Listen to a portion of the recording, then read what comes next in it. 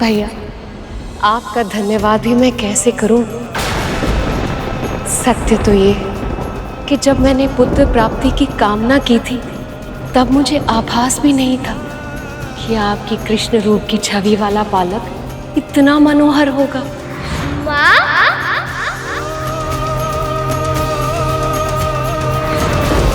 वो तो सच में इतना नटखट है, इतना मनमोहक है। जब मैं उसकी आंखें देखती हूँ, जब मैं उसका मुख देखती हूँ तो मुझे इतने सुख का आभास होता है जिसकी मैं कल्पना भी नहीं कर सकती।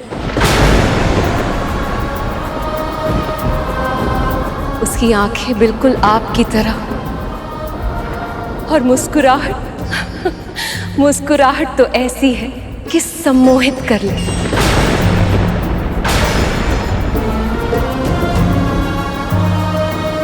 पता है, जब उसने मुझे पहली बार माँ कहकर पुकारा था तो मेरे हृदय को पूर्णता का आभास हो, ऐसा आभास जैसा मुझे पहले कभी नहीं हुआ।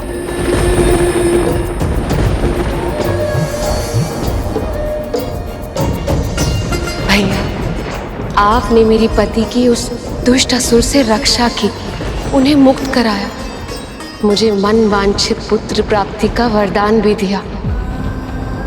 अब मेरी आंखें मेरे महादेव को देखने के लिए तरस रही हैं प्रभु। मेरे कान उनके मुख से पार्वती सुनना चाहते हैं, और मैं चाहती हूँ कि अपने पुत्र को उनसे शीघ्र से शीघ्र मिलाऊं,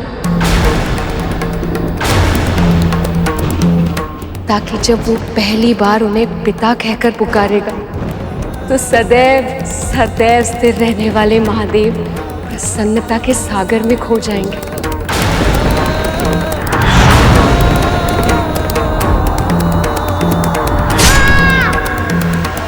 पर वो है कहाँ?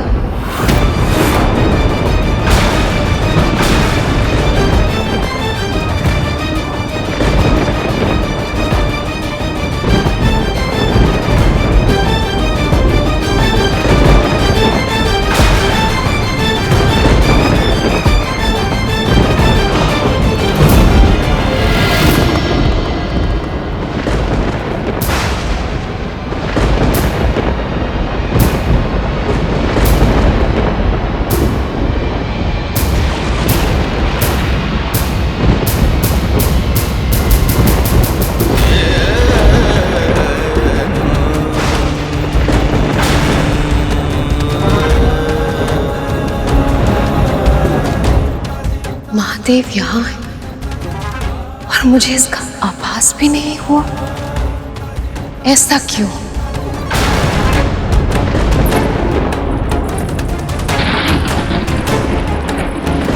महादेव, आप मुझसे मुख फेर कर क्यों खड़े हैं?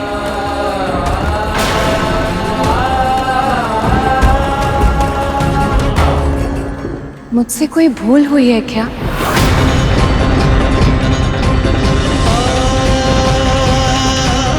एक बार मेरी ओर देखिए तो सही।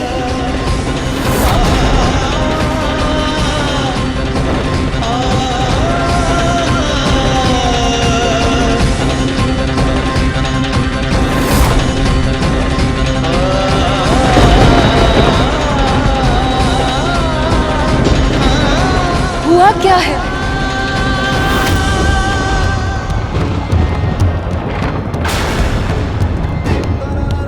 जिस पार्वती को निहारे बिना आपको एक क्षण की शांति नहीं मिलती, आज आप उसको देखना तक नहीं चाहते।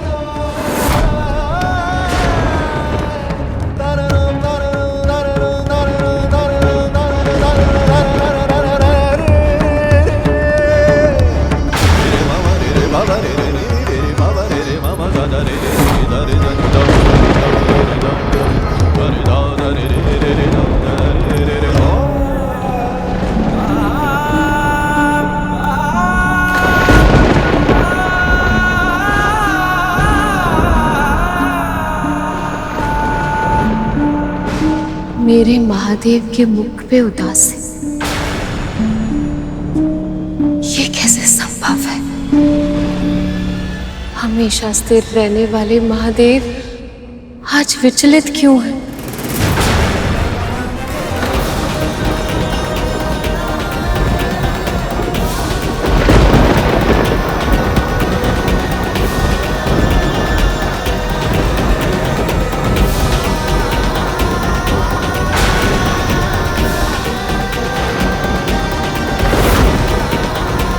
आपको कैसे बताऊं प्रिय कि मुझसे जो क्षति हुई है वो आपकी क्षमा के योग्य नहीं है। मुझसे आपकी भावनाओं को ठेस पहुंचने की भूल हुई है। ये महादेव के मुख पर इतनी उदासी क्यों है? ये अवश्य कोई अनहोनी का संकेत है।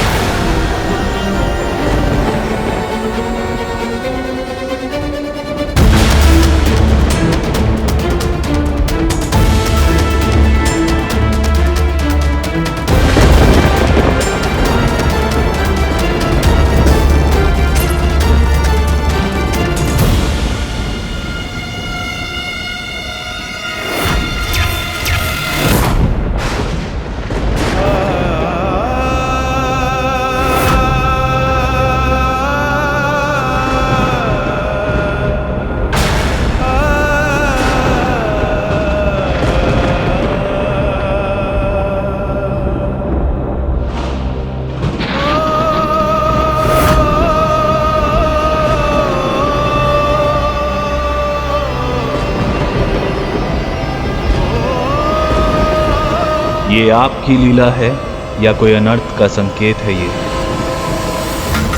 ये अवश्य संसार के कल्याण के लिए महादेव का परोपकार है। किंतु माँ की पीड़ा, काश मैं उनकी पीड़ा को ग्रहण लगा सकता।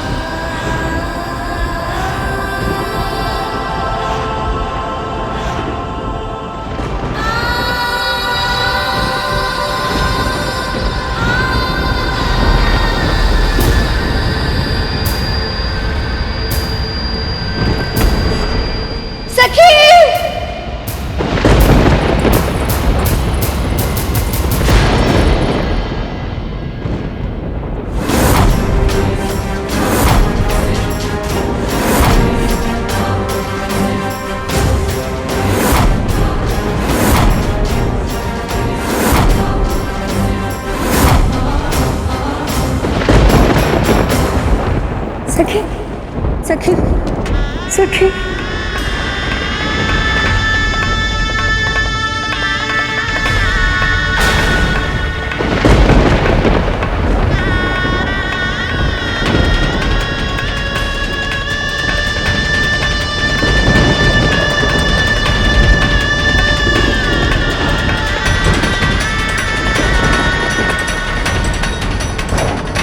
सखी।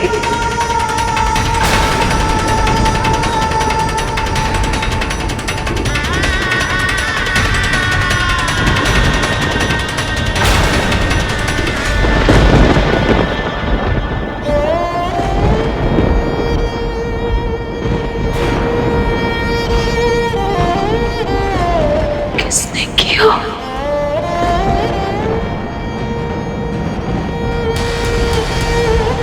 किसने किया?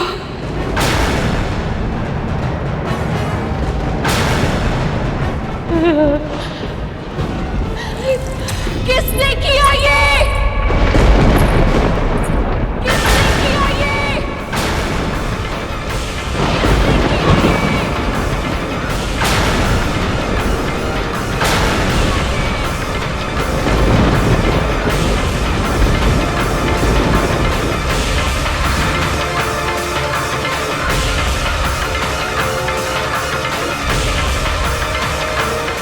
ये कथा सुनने के बाद जब हमारा मन इतना विचलित हो रहा है तो फिर मां पार्वती पर क्या बीती होगी? जब मेरे पुत्र घायल हुए थे, उनकी पीड़ा को देखकर मैं कितनी विचलित हो गई थी।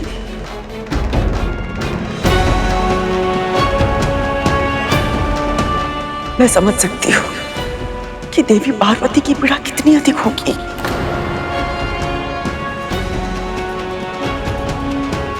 और उनको इस दशा में देखकर प्रभु महादेव कितने दुखी हुए होंगे। कैसे बता पाए होंगे उन्हें कि जो हुआ वो उनके कारण हुआ था। उत्तर दीजिए, किसने किया ये? महादेव, महादेव, आप मौन क्यों हैं? किसी ने आपके होते हुए हमारे पुत्र को हमसे छीन लिया और आप शांत हैं। क्यों महादेव? उत्तर दीजिए, कौन है वो अत्याचारी?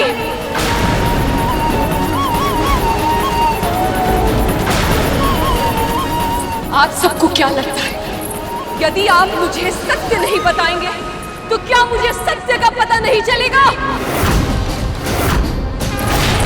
शक्ति स्वरूपा हूं मैं, ऐसा कोई सत्य नहीं है जो मुझसे छुपा रह जाए।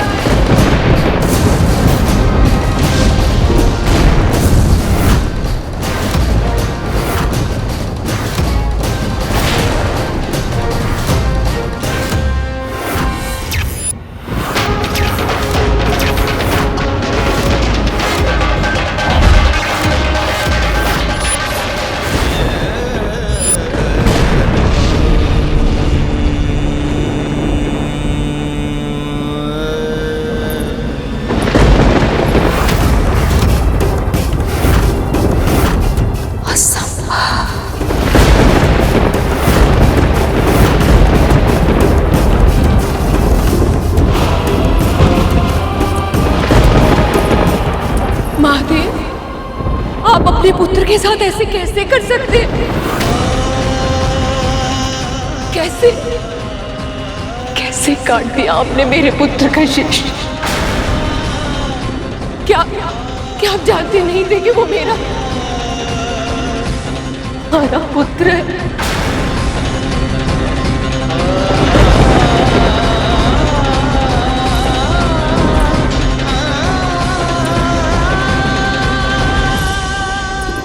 वो पुत्र जिसे पाने के लिए मैं वर्षों से तड़प रही थी।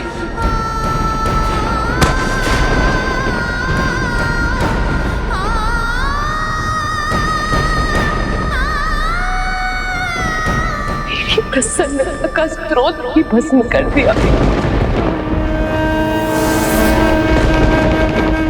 भस्म कर दिया, भस्म कर दिया, भस्म कर दिया।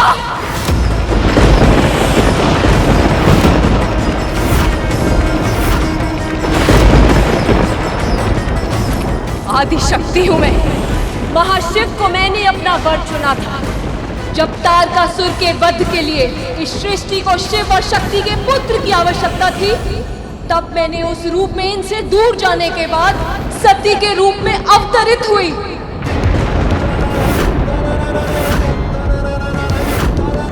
बहुत लंबी और कठिन तपस्या के बाद मुझे शिव मिले, लेकिन इससे पहले कि हमें पुत्र का सुख मिल पाता, मेरे पति के अपमान के कारण मेरे पिता दक्ष की यज्ञ की अग्नि में मुझे अपना दाह करना पड़ा।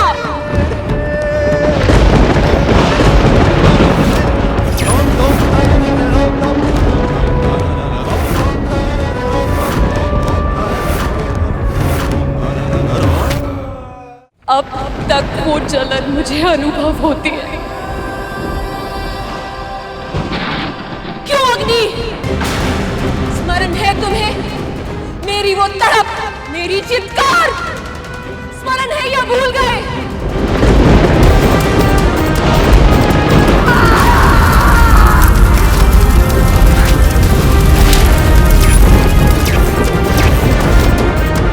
पर शिव से एक पुत्र की कामना मेरी उस भस्म में भी जीवित थी, और इसीलिए इन्हें पाने के लिए मैंने हिमालय पुत्री पार्वती बनकर फिर से जन्म लिया। और आप समाधि में लिए आपको मेरे वापस आने का आभास तक नहीं हुआ। वर्षों तक तपस्या करनी पड़ी मुझे, तब जाके आप प्रसन्न हुए और हमारा विवाह हुआ। और हमारे विवाह के बाद क्या हुआ, स्मरण है ना आपको महादेव? स्मरण है ना कि क्या हुआ था मेरे पहले पुत्र कार्तिकेय के जन्म के समय?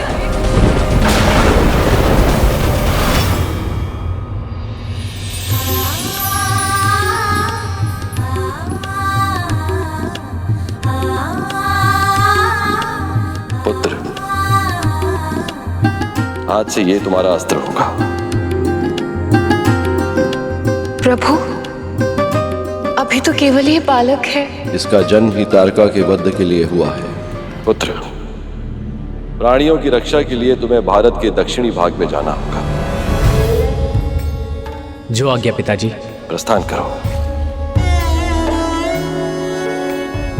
आशीर्वाद दीजिए पिताजी, आशीर्वाद दीजिए मां।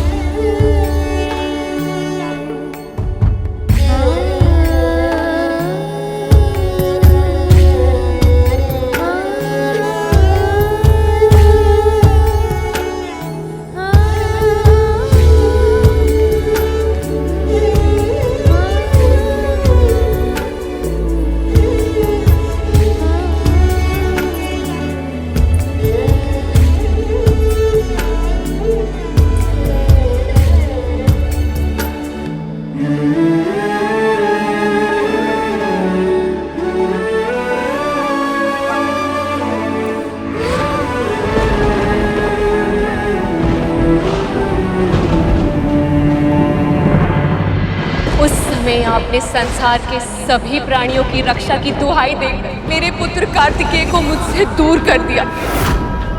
वो दुख भी सहा मैंने।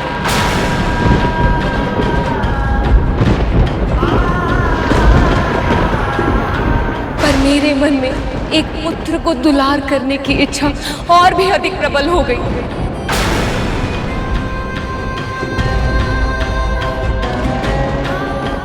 और उसे पाने के लिए मैंने पुण्य व्रत किया।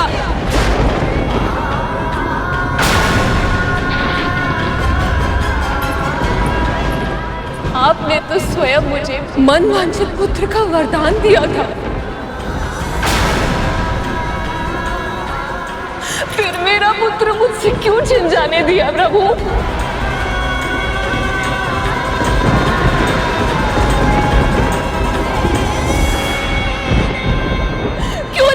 महादेव को बोलिए।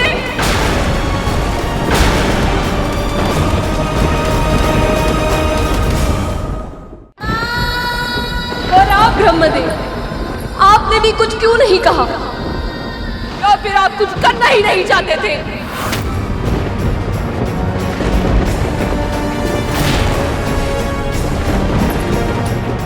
इस सृष्टि के आरंभ में आपने ब्रह्मदेव का अहंकार दूर करने के लिए काल भैरव का रूप लेकर उनका शीश काट दिया था। फिर सती के रूप में मेरे भस्म हो जाने के बाद वीरभद्र का रूप लेकर प्रजापति दक्ष का शीश काट दिया था। अपने शक्ति प्रदर्शन के लिए आपको शीश काटने के अतिरिक्त और कुछ आता है या नहीं? और कुछ आता है या नहीं? और कुछ आता है या नहीं? और कुछ आता है या नहीं? उत्तर दीजिए महादेव। आप सर्वशक्तिमान हैं, ईश्वर। तो क्या किसी का भी शीश काट देंगे, चाहे वो आपका अपना पुत्र ही क्यों ना हो? क्यों महादेव, क्यों? उत्तर दीजिए मेरे प्रश्न का। क्या अपराध था मेरे पुत्र का? कौन सा पाप किया था उसने? किसी का अहित किया था जो सब पर उपकार करने वाले, असुरों तक को वरदान देने वाले भोले भंडारी ने एक अन्य से बालक को इतना कठोर दंड दे दिया। उत्तर दीजिए ना महादेव, उत्तर दीजिए ना महादेव, उत्तर दीजिए ना महादेव, उत्तर दीजिए ना महादेव।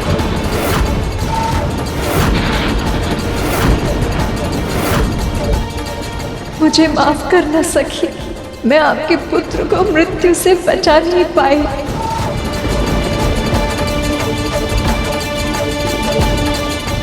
मैं आपकी खामोशी की वजह समझ सकता हूँ सर। आपने तो मुझे हत्या के दंड से बचा लिया, लेकिन खुद देवी पार्वती के दोषी बन गए। उत्तर दीजिए ना महादेव। महादेव के पास देवी पार्वती के प्रश्नों का कोई उत्तर नहीं, पर यदि उनके क्रोध ने विराट रूप ले लिया तो ना जाने उसका कितना दुष्कर परिणाम होगा।